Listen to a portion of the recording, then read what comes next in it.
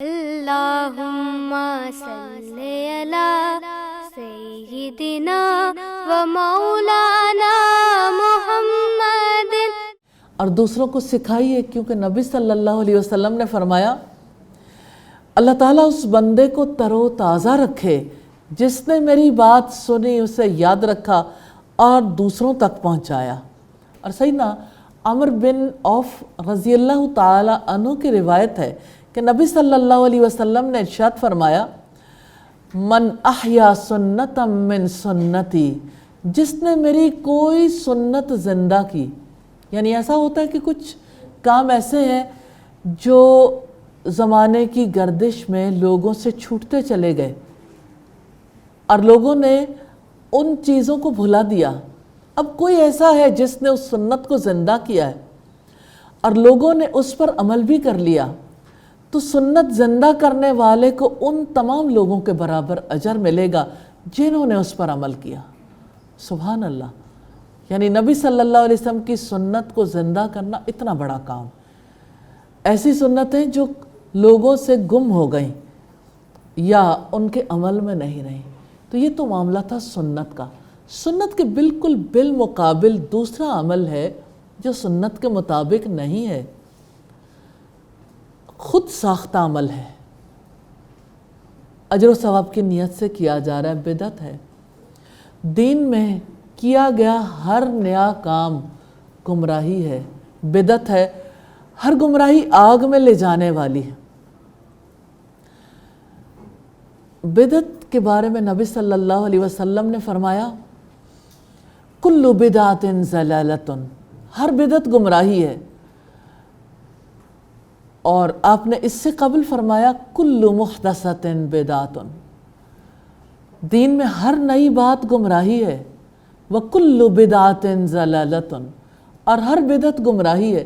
وَكُلُّ ضَلَالَةٍ فِي النَّارِ، ہر گمراہی آگ میں لے جانے والی۔ تو نبی کی سنت کو چھوڑ کے خود ساختہ طریقے اختیار کرنا، خود ساختہ راستے اختیار کرنا کیا درجہ رکھتا ہے۔ اور اب دیکھیے کہ ہم ایک ایسے دور سے گزر رہے ہیں جہاں انسان کو اپنا ہی خدا بنا دیا گیا۔ ریلی جب قرآن حکیم میں پڑھتے تھے تب صورتحال اتنی کلیئر نہیں تھی جیسے اب کچھ عرصے سے یہ صورتحال زیادہ واضح ہوتی گئی۔ آپ نے بھی اللہ کی کتاب سے کتنے ہی لوگوں نے پڑھا ہوگا افرائیت من اتخذ الہہ ہواہ، کیا آپ نے دیکھا ایسے شخص کو جس نے اپنی خواہش نفس کو اپنا معبود بنا لیا؟ من اتخذ الہہ ہواہ، جس نے اپنی خواہش نفس کو اپنا معبود بنا لیا۔ کیا خواہشات بھی معبود بن جاتی ہیں؟ یہ اللہ پاک کا ارشاد ہے کہ جس کو خواہش سے محبت ہے، جو خواہش کے لیے اپنی صلاحیتیں لگاتا ہے، وقت لگاتا ہے، جو خواہش کے پیچھے بھاگتا ہے، جس کو خواہشات پورا کرتے کرتے رب ہی بھول جاتا ہے۔ تو بات ہے آج کے دور کی گمراہی کی، جہاں لوگوں کو سلوگن دے دیا گیا میرا جسم میری مرضی۔ اب آپ سوچئے کہ اس چیز یہ مائنڈ سیٹ بن گیا ہے، کتنے ہی انسانوں کا مائنڈ سیٹ بن گیا کہ اس دنیا میں میں اپنی مرضی کرنے کے لیے آیا ہوں یا آئی ہوں۔ تو یاد رکھیے گا ہم اپنی مرضی کرنے کے لیے نہیں آئے، کیونکہ ہم نے خود کو کریٹ نہیں کیا، ہم نے خود کو تخلیق نہیں کیا، ہمیں ہمارے رب نے بنایا ہے۔ اس نے ہماری زندگی کا طور طریقہ وضع کیا ہے۔ اگر ہم اس کے مطابق نہیں چلیں گے تو ہم کامیاب نہیں ہوں گے،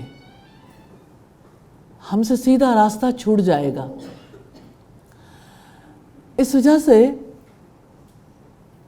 سنت اور بدعت میں سے آپ یہ دیکھ لیجئے سنت کا کیا مقام ہے اور بدعت کا کیا مقام ہے۔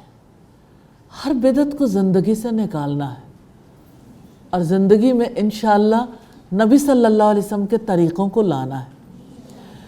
بدعت کا نقصان دیکھنا چاہیں تو سیدنا انس فرماتے ہیں کہ اللہ کے رسول صلی اللہ علیہ وسلم نے ارشاد فرمایا، بے شک اللہ تعالیٰ بدعتی آدمی کی توبہ کی قبولیت کے سامنے ایک آڑ کر دیتا جب تک کہ وہ بدعت چھوڑ نہیں دیتا۔ یعنی کوئی نمازیں پڑھ رہا ہے، آڑ ہے، قبول نہیں ہوئی، روزے رکھ رہا ہے یا دین میں بہت سارے نیکی کے کام کر رہا ہے، تو جو نبی کے طریقے کو چھوڑتا ہے اس کے لیے کتنی بڑی سزا ہے کہ اس کے باقی اعمال بھی قبول نہیں ہوتے۔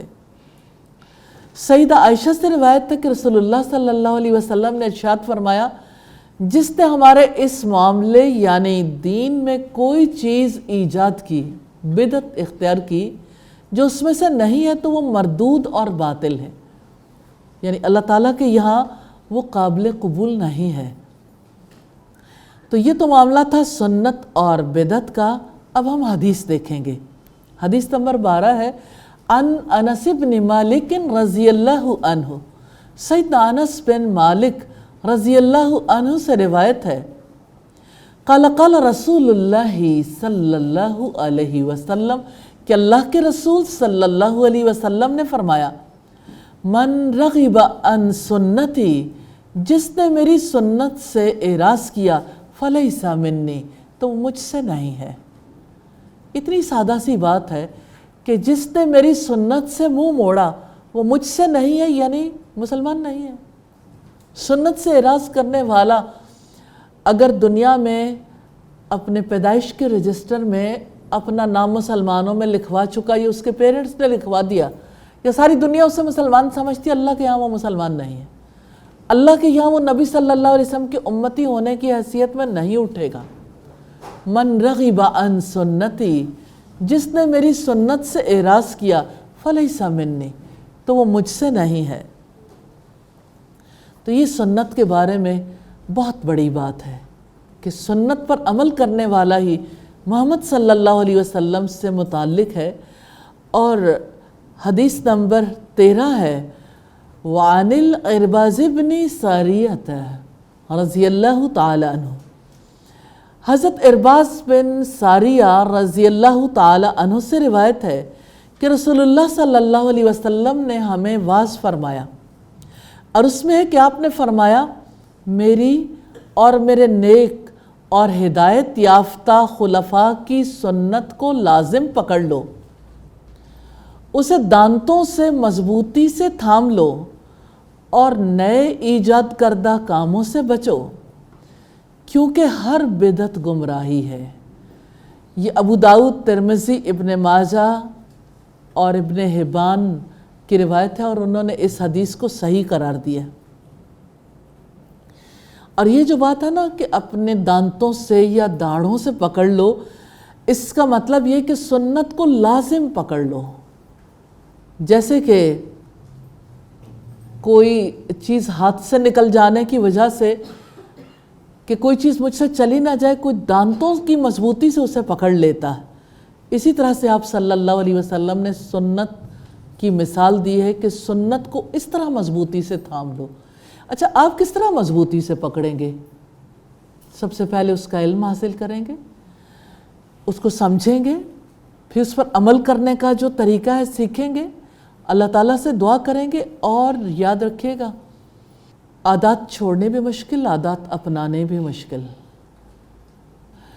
اس کے لیے بڑی محنت چاہیے، اس کے لیے ماحول بھی چاہیے، اور بڑی اسٹرانگ کمٹمنٹ چاہیے۔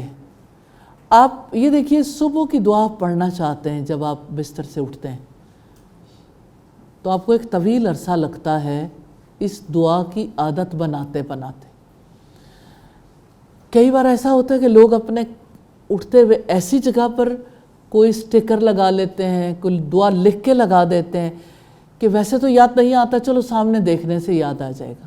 اب واش روم جاتے ہوئے دعا کرنا چاہتے ہیں سنت کے مطابق، تو آپ کو دعا یاد ہی نہیں رہتی۔ اچھا، پھر ایسے ہے کہ جیسے واش روم سے باہر نکلنے لگتے ہیں تب دعا کرنا بھول جاتے ہیں، وضو سے پہلے بسم اللہ پڑھنے کتنے لوگ بھول جاتے ہیں، کھانے سے پہلے بسم اللہ کتنے لوگ بھولتے ہیں۔ اور پھر آپ دیکھیں کہ بھول تو سکتے ہیں، نبی صلی اللہ علیہ وسلم نے وہ دعا بھی سکھائی ہے جب کوئی بسم اللہ ابتدا میں پڑھنا بھول جائے تو جب اسے یاد آئے تو پھر کیا پڑھ لے۔ پھر اب دیکھیے جیسے آپ وضو کر لیتے ہیں تو دعا کرنا بھول جاتے ہیں، تو یہ یعنی میں صرف یہ کہنا چاہتی ہوں کہ اس کے لیے باقاعدہ ماحول چاہیے۔ ماحول میں انسان کی تراش خراش ہوتی ہے اور آہستہ آہستہ عادتیں پختہ ہوتی ہیں، اور خاص طور پر یعنی جیسے آپ دیکھتے ہیں کہ رمضان میں نیکیاں کرنا آسان ہو جاتا ہے، عادات اپنانی آسان ہو جاتی ہیں، لیکن اس میں ایک خاص بات یہ بھی ہے کہ رمضان کے مہینے میں جب 30 ڈیز تک آپ پریکٹس کرتے ہیں تو کسی حد تک آپ اس پہ پختہ ہو جاتے ہیں، یا آپ کہہ سکتے ہیں کافی حد تک بھی، کیونکہ ہر ایک کا معاملہ مختلف ہے۔ تو اتنی آسانی سے انسان سنتوں کو بھی نہیں سیکھ سکتا، کیونکہ پچھلی عادات ان لرن کریں گے تو پھر نئی عادات کو اپنا سکیں گے۔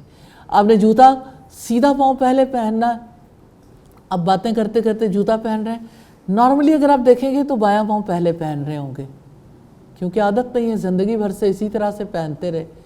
اسی طرح سے آپ جتنی سنتوں پہ غور کریں کہ رات کو سوتے ہوئے آپ نے دعا کر کے سونا تھا، سورہ الملک پڑھ کے سونا تھا، آپ نے دائیں طرف رخ کر کے سونا تھا، آپ نے بستر جھاڑنا تھا، آپ نے گال کے نیچے ہاتھ رکھنا تھا، کتنی کام ہے جو بھول جاتے ہیں، کیونکہ یہ ایسی سنتیں ہیں جن پر عمل کرنا یعنی بچپن میں ماں سکھا دے، ماں باپ سکھائیں، بہت آسان ہے، لیکن بڑے ہو کے ان کی عادت ڈالنا واقعتاً بہت مشکل کام۔ اس کے لیے ماحول کی بہت زیادہ ضرورت ہے تاکہ عادتیں اچھے طریقے سے پختہ ہو جائیں۔ مربی کی ضرورت ہوتی ہے، تربیت کرنے والے کی۔ اللہ تعالیٰ ہمیں ایسا ماحول بھی دے اور ہر سنت پر عمل کرنے کی توفیق بھی عطا فرمائے۔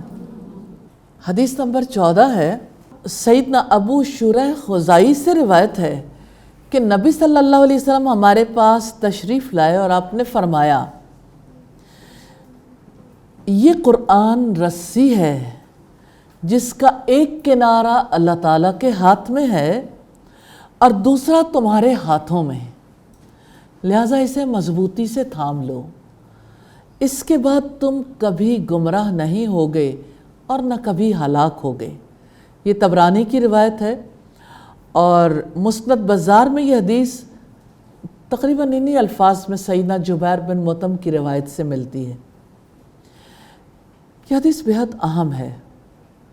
قرآن اللہ تعالیٰ کی رسی ہے، اگزامپل کتنی خوبصورت ہے، ایسے مجسم کر دیا نبی صلی اللہ علیہ وسلم نے ہمارے ذہنوں میں کہ اس کو ایک رسی کی طرح دیکھو، کیونکہ ہم عام طور پر یہ منظر دیکھتے رہتے ہیں جس کا ایک سرا اللہ تعالیٰ کے ہاتھ میں، دوسرا آپ کے ہاتھ میں، یہ بندے اور رب کے درمیان تعلق ہے۔ اس قرآن کی وجہ سے آپ اپنے رب سے جڑ جاؤ گے، اس کے بعد آپ کبھی گمراہ نہیں ہوں گے۔ اور حدیث نمبر 15 ہے، سیدنا ابو سعید خدری سے روایت ہے کہ رسول اللہ صلی اللہ علیہ وسلم نے فرمایا کہ جو شخص پاکیزہ کھانا کھائے، سنت کے مطابق عمل کرے اور لوگ اس کی ایذا رسانیوں سے محفوظ ہوں تو وہ جنت میں داخل ہوگا۔ یہ حدیث ضعیف ہے، لیکن اس میں جو بنیادی بات ہے، پاکیزہ کھانا کھانا یعنی حلال کھانا کھائے اور سنت کے مطابق عمل کرے اور لوگوں کو وہ ایذا بھی نہ پہنچائے، پھر وہ جنت میں داخل ہوگا۔ حدیث نمبر 16 ہے، سیدنا ابن عباس سے روایت ہے کہ رسول اللہ صلی اللہ علیہ وسلم نے حجۃ الوداع کے خطبہ میں ارشاد فرمایا تھا کہ میں تم میں وہ چھوڑ کے جا رہا ہوں، اگر مضبوطی سے تھام لوگے کبھی گمراہ نہ ہوگے۔ کتاب اللہ و سنت نبیہ، اللہ کی کتاب اور اس کے نبی کی سنت، بہت امپورٹنٹ حدیث ہے اس باب کی۔ میں تم میں 2 چیزیں چھوڑے جا رہا ہوں، یعنی نبی صلی اللہ علیہ وسلم اب یہاں پہ نہیں ہے، ہمارے درمیان نہیں ہے، لیکن آپ ہمیں یوں ہی گمراہ ہونے کے لیے چھوڑ کر نہیں گئے، ہمارے ہاتھوں میں قرآن تھما کے گئے۔ کیا صدیوں کا سفر طے کر کے اللہ کی کتاب آپ کے پاس نہیں آئی؟ کیا محمد رسول اللہ صلی اللہ علیہ وسلم کی احادیث آپ کے پاس نہیں پہنچی؟ یقیناً پہنچی ہیں۔ تو دو ہی چیزیں ہیں جن سے آپ اللہ تعالیٰ کی ہدایت حاصل کر سکتے ہیں، اللہ کی کتاب اور نبی صلی اللہ علیہ وسلم کی سنت، یعنی قرآن و حدیث۔ حدیث نمبر 17 ہے، سیدہ عائشہ سے روایت ہے کہ رسول اللہ صلی اللہ علیہ وسلم نے فرمایا، جو شخص ہمارے اس دین میں کوئی ایسی نئی بات پیدا کرے جو اس میں سے نہ ہو تو وہ مردود ہے، یعنی وہ عمل تو ہے ہی، وہ شخص بھی ریجیکٹڈ ہے۔ استغفر اللہ۔ اور مسلم کی روایت میں ہے کہ جو شخص کوئی ایسا عمل کرے کہ ہمارا طریقہ اس سے مطابقت نہیں رکھتا تو وہ مردود ہے، یعنی سنت کے مطابق اگر کسی کا طرز عمل نہیں ہے تو وہ ریجیکٹڈ ہے۔ اور ابو داؤد کی روایت میں کہ جو شخص ہمارے طریقے کے خلاف کوئی کام کرے تو وہ مردود ہے، یعنی اللہ تعالیٰ کے یہاں ایسا ہر کام اور ہر فرد ریجیکٹ کر دیا جائے گا جو نبی صلی اللہ علیہ وسلم کے طریقے سے ہٹ کے چلتا یا کوئی نئی بات دین میں ایجاد کرتا ہے۔ بھئی ایجاد کرنے کے لیے اور میدان وسیع ہے، آپ کائنات پہ غور و فکر کریں، جتنی مرضی نئی ایجادات کریں، کوئی روکتا نہیں ہے، لیکن زندگی گزارنے کے اپنے طریقے تو ایجاد نہ کریں۔ جو اللہ تعالیٰ نے بتایا، آپ اللہ سے بڑھ کر کون حکیم ہو سکتا؟ تو نبی صلی اللہ علیہ وسلم نے جو کیا، جو کہا، من جانب اللہ ہے، اس لیے اس کو چھوڑا نہیں جا سکتا، اس کے مقابلے میں نیا دین تجویز نہیں کیا جا سکتا۔ تو ہم نے آج سنت کے حوالے سے چند احادیث دیکھی ہیں اور بدعت کے حوالے سے۔ اللہ تعالیٰ ہمیں سمجھ عطا کرے اور ہمیں اپنے نبی کی سنت کے مطابق چلنے کی توفیق عطا فرما دے۔ آمین ثم آمین۔ سبحانک اللہم و بحمدک، نشہد ان لا الہ الا انت، نستغفرک و نتوب الیک۔ السلام علیکم ورحمۃ اللہ وبرکاتہ۔ اللہم صلی علی سیدنا و مولانا